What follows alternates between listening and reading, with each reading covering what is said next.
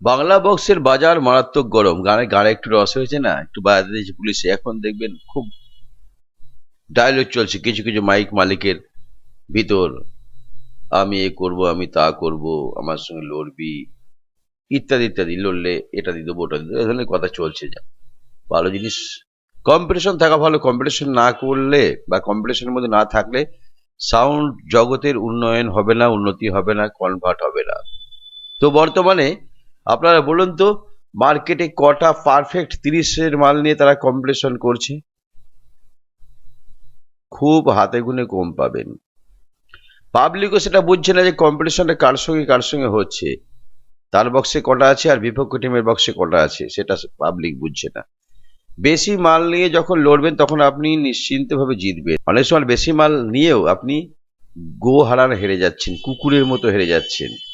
তাহলে গর্ব কিসের জন্য করছেন? গর্ব করতে গেলে আপনারা সমান্তরাল মাল নিয়ে কম্পিটিশন করুন। আজকাল তো মার্কেটে 30-এর মাল সর্ষের ফুল হয়ে গেছে বড়া। গাড়ির মধ্যে গুজে গুজে গুজে গুজে একেবারে 40 থেকে 60 পর্যন্ত স্পিকার নিয়ে চলে গেছে। আর আগে ছিল বাংলার নেট লাগানো থাকতো কাপড়, এখন লোহার নেট, তার ভিতরে আবার ফোম দেওয়া হচ্ছে যাতে স্পিকার কটা আছে দেখা না যায়। সবই ভাই ঘাপলা কেস। ডায়লগ তখনই পছন্দ হয় যখন আপনি সঠিকভাবে সঠিক নিয়মে কম্পিটিশনটা করবেন। অনেকদিন আবার C20 দিয়ে আছেন, বাংলা বক্স C20 মানে হাস্যকর জিনিস মরা। এরা আবার গর্ব করে আমরা বাংলা বক্স করেছি, বা এরা গর্ব করে আমরা বাংলা মালের সঙ্গে কম্পিটিশন করে জিতছি।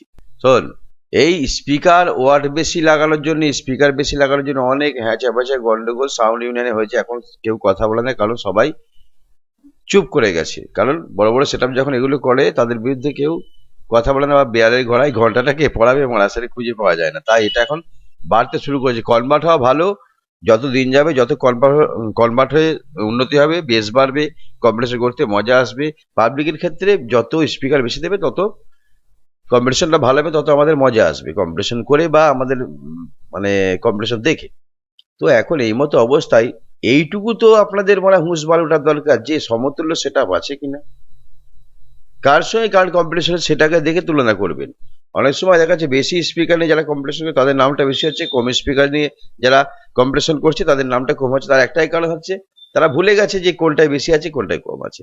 ভুলে গেলে কখনোই চলবে না। তাই লড়তে গেলে সমান সমান যখন কম্পিটিশন হয় তখনই সেটাকে কম্পিটিশন বলা হয়। যখন কম বেশিতে কম্পিটিশন হবে তখন কম্পিটিশন বলা হয় না, তখন বাপ ছেলের সঙ্গে লড়াই বলা হয়। অনেক সময় বাপ জিতে যায় বেশি, কিন্তু ছেলে অনেক সময় বাপের মধ্যে বলে দেয়। হ্যাঁ। তো যাই হোক, তর্ক বিতর্ক সবসময় হয়ে থাকবে, এটা আমাদের বাংলা জগতে কম্পিটিশন জগতের মানে একটা কি বলে অঙ্গ বলতে পারে। এর জন্য কেউ কিছু মনে করবেন না। মালিক মালিকের সঙ্গে তর্ক করতে পারে, মালিক চ্যালেঞ্জ দিতে পারে, কারণ এটা কম্পিটিশন মানেই তো চ্যালেঞ্জ। কম্পিটিশন মানেই তো মার্কেট গরম করা, কম্পিটিশন মানেই তো লড়া, কম্পিটিশন মানে তো অ্যাকসেপ্ট করা চ্যালেঞ্জ, তাই না? তো যারা বলছেন যে অমুক মালিকে গন্ডগোল করছে তাদেরকে বলছি এটা কিছু মনে করবেন না, এটা হচ্ছে কম্পিটিশনের একটা অঙ্গ। এটা করলে কম্পিটিশনটা আরো ভাইরাল হয়। দেখেন না এই ভিডিওগুলো বেশি ভাইরাল কেন? পাবলিক এটা পছন্দ করছে, এই জন্যই ভাইরাল বেশি। তাই এটা কিন্তু কম্পিটিশন অঙ্গ। একটা মালিক আরেকটা মালিককে বলবে, এই বাড়া কম্পিটিশনের সঙ্গে কর, এটা করবো, কম্পিটিশনটা করে দেখা, মানে গাড়ি দম থেকে দেখলা, এইটাই তো কম্পিটিশন। মানে আগে মাইকে মাইক কম্পিটিশন, মালিকে মালিকে কম্পিটিশন হচ্ছে। তবে এটাকে বলা হয় আপডেট, যত দিন যাবে তত এটা হবে। তাই এই নিয়ে কেউ কথা বলবেন না। আপনার গাড়ি দম থেকে আপনিও কম্পিটিশন করেন, তাই না? ভালো থাকবেন, চ্যানেলটা সাবস্ক্রাইব করে দেন।